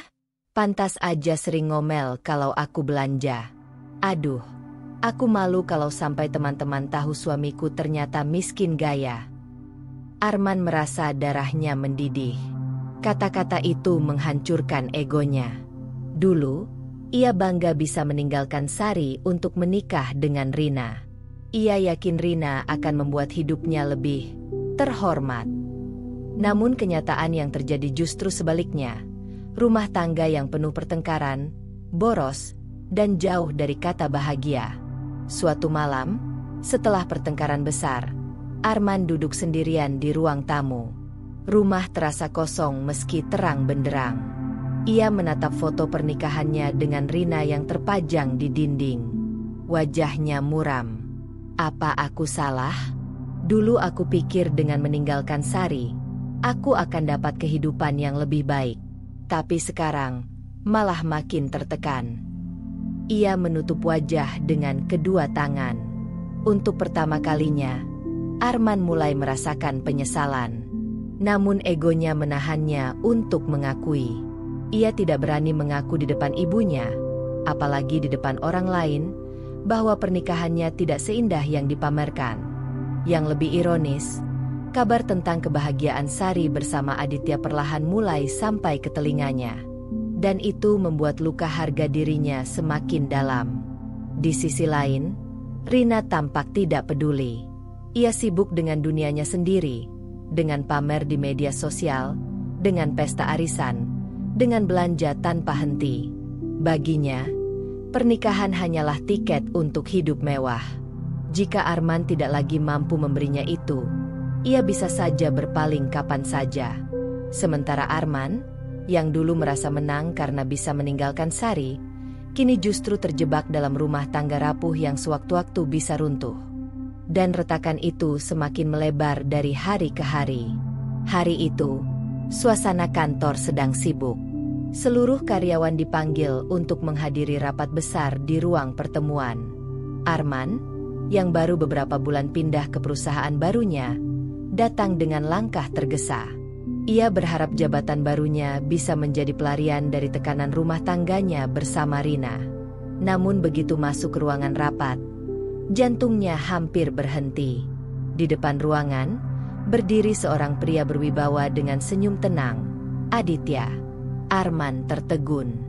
Ia mengenali sosok itu dengan sangat jelas. Bukan hanya bos besar perusahaan yang kini memimpin rapat, melainkan juga suami baru mantan istrinya, Sari. Arman nyaris tidak percaya. Kepalanya berputar. Ia tidak pernah menyangka bahwa langkahnya untuk naik level justru menyeretnya ke dalam posisi paling memalukan dalam hidupnya. "Selamat pagi semuanya." Suara Aditya terdengar tegas namun tenang. "Mulai hari ini, saya ingin kita meningkatkan kedisiplinan dan fokus. Perusahaan ini berkembang pesat, dan saya berharap setiap orang di sini bisa menunjukkan profesionalisme." Arman duduk di kursinya. Tubuhnya kaku. Ia berusaha menunduk agar tak terlalu mencolok. Keringat dingin mulai membasahi pelipisnya. Dalam hati, ia bergumam penuh getir. "Jadi, bos baruku adalah suami Sari? Dunia ini kecil sekali. Kenapa harus aku yang mengalami ini?" Sementara Aditya melanjutkan penjelasan, Tatapannya sempat menyapu seluruh ruangan. Sesaat, mata mereka bertemu. Arman merasa wajahnya panas. Ia buru-buru menunduk, berpura-pura mencatat sesuatu di buku kerjanya. Tapi ia tahu, Aditya mengenalinya. Usai rapat, Arman berusaha kabur lebih dulu. Namun suara bariton yang familiar menahannya. Arman. Langkahnya terhenti. Ia berbalik pelan, menatap Aditya yang berdiri tegak dengan ekspresi tenang. Pak Aditya." Suaranya bergetar. Aditya menatapnya dalam, lalu tersenyum tipis. "Saya tidak menyangka kamu bekerja di sini. Dunia memang sempit." Arman menelan ludah. "Iya, Pak. Dunia sempit sekali." Tak ada kata lain. Hanya hening yang terasa mencekik. Bagi Aditya, itu hanyalah fakta. Namun bagi Arman, itu adalah tamparan besar. Hari-hari berikutnya terasa seperti neraka bagi Arman. Setiap kali rapat atau berinteraksi dengan Aditya, ia selalu merasa rendah diri. Bayangan Sari tak pernah lepas dari pikirannya. Di satu sisi, ia malu karena dulu dengan congkak meninggalkan Sari demi menikahi Rina. Di sisi lain, ia geram karena Sari kini justru hidup bersama pria yang bukan hanya lebih berwibawa, tapi juga bosnya sendiri. Namun ia tidak berani bercerita kepada Bu Ratna ataupun Rina. Baginya, itu aib besar. Jika ibunya tahu, pasti mulut Bu Ratna tak akan berhenti bergumam penuh kekesalan. "Kenapa harus dia? Mantan menantuku jadi istri bosmu sendiri." Dan jika Rina tahu, pasti ia akan semakin merendahkannya. Karena itu, Arman memilih diam. Ia menutup rapat fakta ini, bahkan ketika Rina bertanya-tanya kenapa ia sering terlihat murung setelah pulang kerja. Di rumah, Rina masih sibuk dengan gaya hidup glamornya. "Men, besok aku mau ikut arisan di hotel. Kita harus setor 5 juta. Transfer sekarang." "Ya," katanya santai. Arman yang sedang menatap laptop hanya mengangguk lesu. "Nanti aku usahakan." Dalam hatinya, ia justru memikirkan Aditya. "Bagaimana mungkin aku bisa terlihat terhormat di depan keluargaku kalau setiap hari aku harus menunduk pada suami mantan istriku sendiri?" Ia meremas kepalanya. Rasa malu, gengsi, dan kemarahan bercampur jadi satu. Di kantor, Aditya tetap memperlakukan Arman dengan profesional. Tidak ada hinaan, tidak ada sindiran. Justru itulah yang membuat Arman semakin tidak nyaman. Suatu kali, ketika Arman telat mengumpulkan laporan, Aditya hanya berkata dengan tenang, "Arman, pekerjaanmu butuh lebih banyak ketelitian. Saya harap minggu depan sudah lebih baik." Kalimat sederhana itu terdengar seperti tamparan keras bagi Arman. Karena dalam benaknya, ia selalu merasa seakan-akan Aditya sedang berkata, "Lihat, Sari lebih bahagia bersamaku daripada bersamamu." Padahal, Aditya sama sekali tidak menyindir.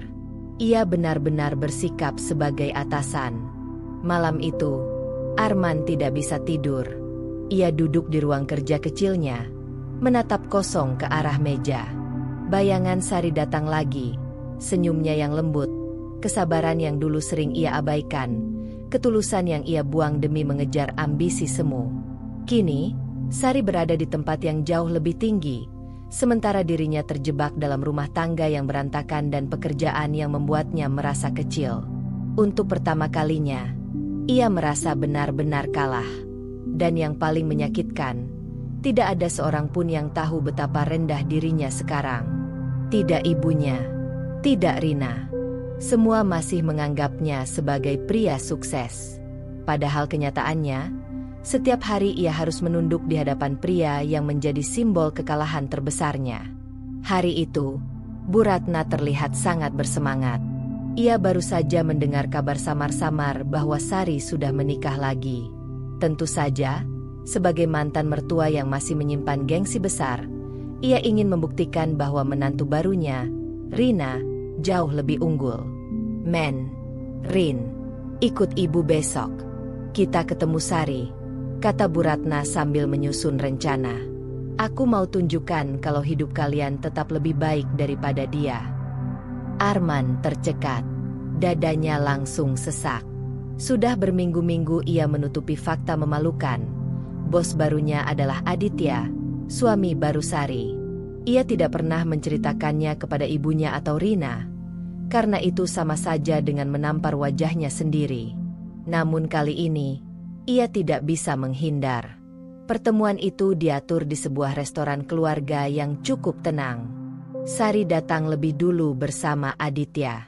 Keduanya terlihat elegan, sederhana namun penuh wibawa. Sari menyambut dengan sopan saat melihat Bu Ratna bersama Arman dan Rina masuk. "Selamat siang, Bu." Senyumnya hangat, meski ada ketegangan kecil di matanya. Bu Ratna mendengus pelan. "Oh, jadi benar kabar itu. Kamu sudah menikah lagi. Sari, HM, semoga kali ini bisa bertahan lama." Kalimat itu terdengar seperti sindiran. Namun Sari hanya menunduk sedikit, memilih tidak membalas dengan emosi. Sementara itu, Rina langsung menatap penuh selidik. Ia ingin sekali tahu siapa pria yang kini menjadi suami mantan suaminya. "Perkenalkan," kata Sari tenang. "Ini suami saya, Aditya." Saat nama itu disebut, wajah Arman langsung pucat. Tangannya bergetar di bawah meja. Ia tidak berani menatap siapapun. Aditya, dengan senyum wibawa khasnya, mengulurkan tangan. "Senang bertemu dengan Anda semua." Bu Ratna sempat mengangkat alis. "Aditya, nama yang bagus. Apa pekerjaan Anda, Nak?" Arman ingin menghentikan pertanyaan itu, tapi lidahnya keluh. Aditya menjawab tenang, "Saya bekerja di bidang manajemen perusahaan." Mungkin Arman bisa menjelaskan lebih jelas. "Bu, karena kami sering bertemu di kantor." Semua mata seketika beralih ke Arman. Rina menatap suaminya dengan kening berkerut. "Maksudnya apa, Men?" Wajah Arman semakin pucat. Ia berusaha membuka mulut, namun tak ada suara keluar. Sari hanya diam, menatap tenang meski dalam hati ia bisa merasakan pertarungan batin mantan suaminya.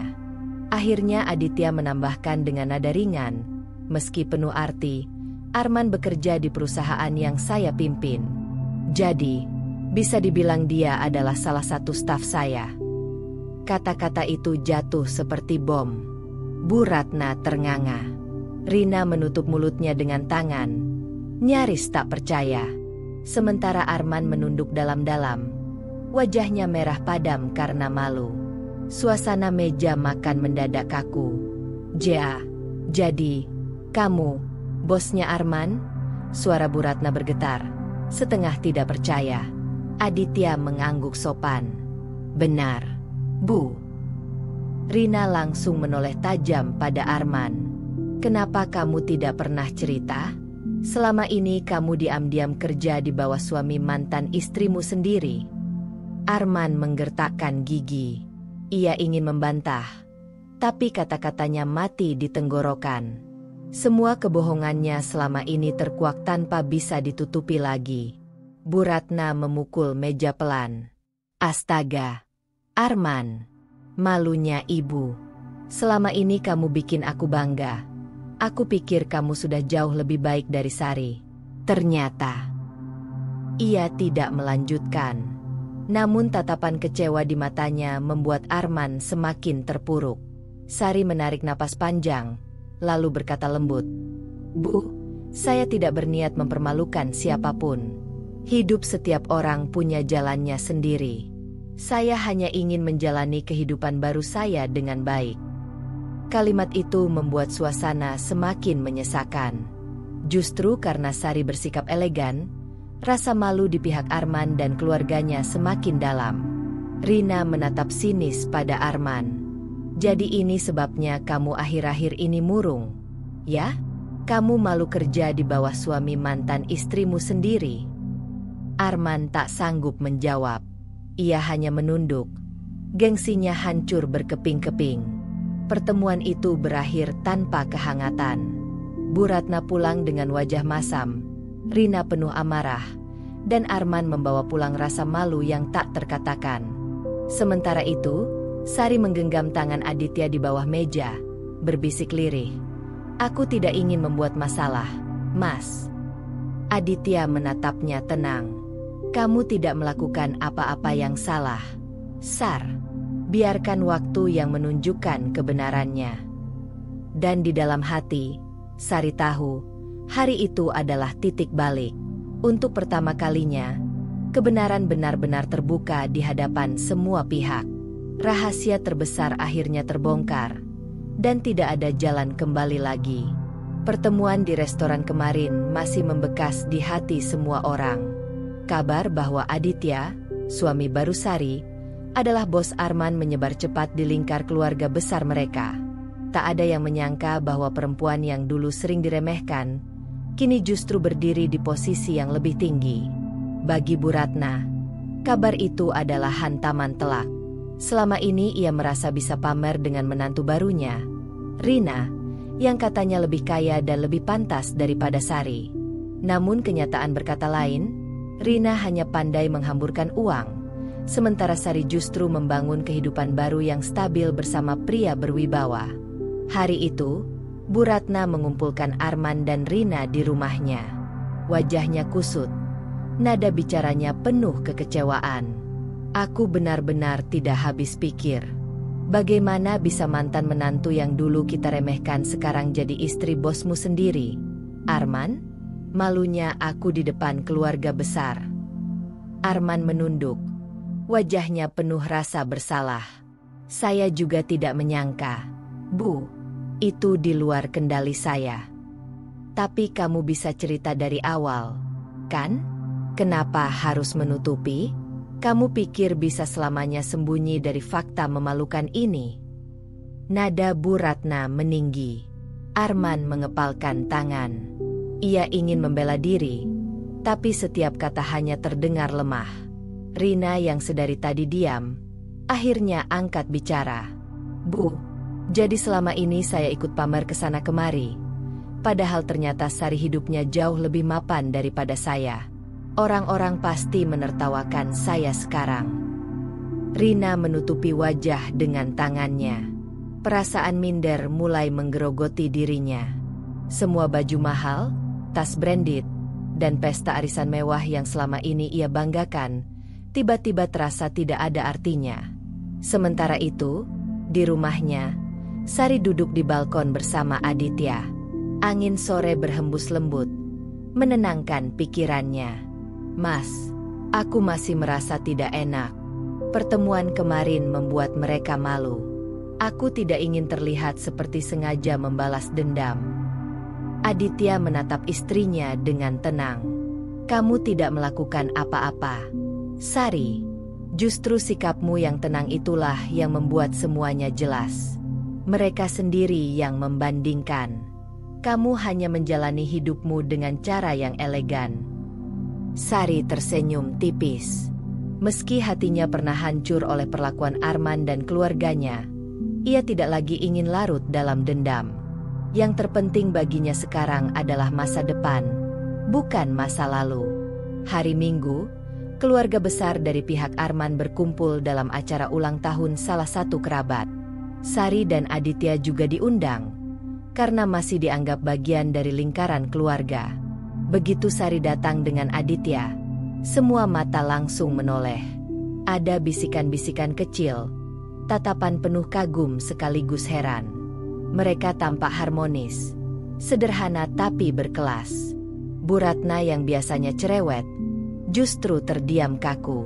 Ia tidak berani banyak bicara, karena masih teringat bagaimana rahasianya terbongkar di depan Sari sendiri. Rina mencoba tampil dengan gaun mencolok, namun tatapan orang-orang jelas berbeda. Mereka lebih terpesona melihat sikap elegan Sari ketimbang barang-barang mewah Rina. Arman sendiri hanya bisa berdiri di sudut. Wajahnya gelisah. Ia tahu semua orang kini menilai dirinya kalah. Mantan istrinya hidup bahagia dengan bosnya sendiri, sementara ia justru terjebak dalam rumah tangga yang mulai retak. Ketika acara makan malam dimulai, salah satu kerabat bertanya dengan polos, "Sari, suamimu ini kan bos di perusahaan besar, ya? Wah, hebat sekali. Kamu beruntung dapat pasangan yang bisa menjaga dan mendukungmu." Sari hanya tersenyum hangat. "Saya merasa bersyukur, Kak. Hidup memang penuh kejutan. Yang penting kita saling mendukung." Jawaban itu terdengar sederhana, tapi efeknya luar biasa. Semua orang makin menaruh hormat padanya. Bu Ratna menunduk, pipinya memanas. "Dulu aku sering merendahkannya. Sekarang orang-orang justru mengangkat namanya lebih tinggi daripada menantuku yang sekarang." Rina menggenggam gelasnya erat. Wajahnya muram. Semua kesan anggun yang ingin ia tunjukkan kalah total oleh sikap tenang Sari. Sepulang dari acara itu, suasana di mobil keluarga Arman hening. Bu Ratna akhirnya meledak. "Lihat sendiri kan? Sekarang semua orang lebih menghormati Sari. Kamu berdua bikin aku malu. Rina, kamu jangan cuma bisa belanja dan pamer. Dan Arman, kamu itu kepala keluarga. Kenapa hidupmu malah lebih terpuruk daripada mantan istrimu?" Rina menoleh tajam pada Arman. "Kamu dengar, kan? Ini semua salahmu. Kalau dari awal kamu tidak cerai, aku tidak akan jadi bahan ejekan begini." Arman menutup mata, menahan sakit di dadanya. Untuk pertama kalinya dalam hidup, ia benar-benar merasa jatuh ke titik paling rendah. Di sisi lain, Sari kembali ke rumah dengan hati ringan. Ia tahu posisinya kini jauh berbeda. Dulu ia yang selalu dipandang rendah, disindir sebagai istri yang tidak cukup baik. Kini, ia berdiri tegak dengan kehidupan yang lebih mapan, tanpa harus mengucapkan sepatah kata pun untuk membalas dendam. Aditya menggenggam tangannya. "Lihat, Sar, semua berbalik dengan sendirinya. Kamu tidak perlu membuktikan apa-apa. Hidupmu sendiri sudah menjadi buktinya." Sari mengangguk. Matanya berkaca-kaca. Untuk pertama kalinya setelah bertahun-tahun diperlakukan tidak adil, ia benar-benar merasa menang. Namun kemenangannya bukan karena orang lain kalah, melainkan karena ia akhirnya menemukan kebahagiaan yang tulus. Itulah momen terbalik. Yang dulu merendahkan, kini terdiam malu. Yang dulu ditindas, kini berdiri dengan anggun. Dan Sari tetap memilih tenang. Pagi itu, matahari bersinar lembut menembus tirai rumah sederhana namun hangat yang kini ditinggali Sari bersama Aditya. Aroma kopi dan roti panggang memenuhi ruang makan. Sari duduk berseberangan dengan suaminya. Wajahnya tenang, penuh syukur. "Mas, rasanya hidupku sekarang jauh berbeda.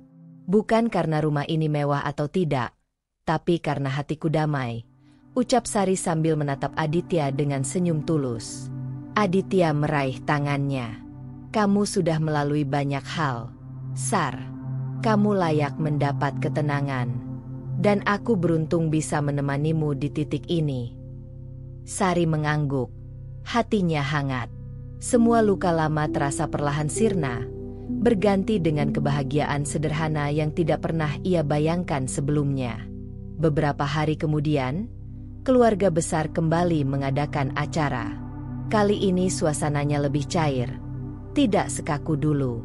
Sari dan Aditya hadir seperti biasa, tanpa banyak tingkah atau pamer berlebihan. Saat mereka memasuki ruangan, beberapa kerabat langsung menyapa ramah. "Sari, kamu tampak bahagia sekali sekarang. Senang melihatmu tersenyum lagi," ujar salah seorang sepupu. Sari hanya tersenyum. "Terima kasih. Aku belajar, kebahagiaan itu bukan soal siapa yang lebih kaya, tapi siapa yang bisa menghargai kita apa adanya." Kata-kata itu singkat, namun menusuk hati beberapa orang yang mendengarnya. Bahkan Bu Ratna terdiam di kursinya. Ia masih berusaha menegakkan wibawa, tapi dalam hatinya ia sadar, Sari jauh lebih anggun daripada menantu pilihannya. Rina tampak gelisah. Pakaian mahal yang ia kenakan hari itu seolah tak berarti dibanding sikap sederhana tapi berkelas dari Sari. Sementara Arman hanya bisa menunduk. Wajahnya dipenuhi penyesalan yang tidak lagi berguna. Acara berjalan, dan saat jamuan makan dimulai, seorang kerabat senior mengangkat gelas dan berkata, "Kebahagiaan sejati bukan diukur dari harta atau status. Aku melihatnya hari ini pada Sari. Ia tetap rendah hati meski banyak yang meremehkan dulu, dan kini ia berdiri dengan tenang bersama suaminya. Itu pelajaran untuk kita semua." Tepuk tangan kecil terdengar. Beberapa kepala mengangguk setuju. Sari menunduk dengan senyum malu, tak ingin menjadi pusat perhatian. Di seberangnya, Bu Ratna menahan rasa panas di dadanya. Dulu ia sering membanggakan menantu barunya, namun kini semua orang justru mengagumi Sari. Ia mencoba membuka mulut untuk berbicara, namun kata-kata tercekat di tenggorokannya. Sepulang dari acara, di dalam mobil, suasana hening menyelimuti keluarga Arman. Rina akhirnya berkata dengan nada getir, "Bu, aku lelah hidup dibanding-bandingkan. Aku tahu aku tidak bisa seperti Sari, tapi aku juga tidak ingin terus merasa minder." Arman hanya diam. Dalam hatinya, ia tahu penyesalan sudah tak berguna. Kesempatan bersama Sari telah ia hancurkan dengan tangannya sendiri, dan kini ia harus menerima kenyataan pahit itu. Bu Ratna menutup matanya. Hatinya dipenuhi rasa sesak. Untuk pertama kalinya, ia sadar bahwa kesombongan tidak membawa apa-apa selain malu. Di sisi lain, Sari duduk di teras rumah bersama Aditya. Lampu taman kecil menyala, menambah suasana hangat malam itu. "Mas, aneh ya. Dulu aku sering menangis karena merasa direndahkan. Tapi sekarang aku tidak merasa ingin membalas dendam. Aku justru kasihan melihat mereka." Aditya menatap istrinya penuh rasa kagum. "Itulah yang membuatmu berbeda, Sar. Kamu tidak menang karena lebih kaya atau lebih kuat. Kamu menang karena hatimu tetap tulus." Sari tersenyum, lalu menyandarkan kepalanya di bahu suaminya. "Aku hanya ingin hidup sederhana tapi bahagia. Itu sudah lebih dari cukup bagiku." Beberapa hari kemudian, Sari duduk di ruang kerjanya. Di meja terdapat beberapa dokumen, laptop, dan sebuah buku catatan kecil. Ia menulis beberapa kalimat yang muncul dari hati. Hidup mengajarkan bahwa ketulusan lebih berharga daripada harta. Harta bisa hilang, tapi ketulusan akan selalu dikenang. Ia menutup buku itu dengan senyum lega. Bagi Sari, perjalanan panjang penuh luka, penghinaan, dan air mata kini telah berakhir dengan sebuah kemenangan. Kemenangan yang tidak ditandai dengan sorak-sorai, melainkan ketenangan. Kemenangan yang lahir dari hati yang ikhlas. Malam itu, sebelum tidur, Sari berdiri di jendela kamarnya, menatap langit berbintang. Ia menghela napas panjang, lalu berbisik lirih, seolah berbicara pada dirinya yang dulu. "Terima kasih, Sari yang pernah terluka. Karena luka itu, aku bisa berdiri di sini hari ini." Aditya memeluknya dari belakang, menambahkan, "Dan mulai sekarang, kamu tidak perlu melawan siapapun lagi. Kamu hanya perlu menikmati hidupmu." Sari menutup mata, merasakan dekap hangat suaminya. Di hatinya hanya ada satu kata, damai. Itulah kemenangan Sari. Kemenangan yang tenang, sederhana, namun lebih berharga daripada apapun di dunia ini. Dan begitulah akhir dari cerita kita hari ini. Setiap perjalanan, seberapapun kecilnya, selalu menyimpan pelajaran dan makna. Semoga kisah ini bisa menginspirasi, menghibur, atau bahkan membuka sudut pandang baru untukmu. Kalau kamu suka dengan cerita seperti ini, jangan lupa untuk like, komen, dan tentunya subscribe agar kamu nggak ketinggalan cerita-cerita seru berikutnya. Aktifkan juga lonceng notifikasinya supaya kamu jadi yang pertama tahu saat cerita baru tayang. Sampai jumpa di kisah selanjutnya.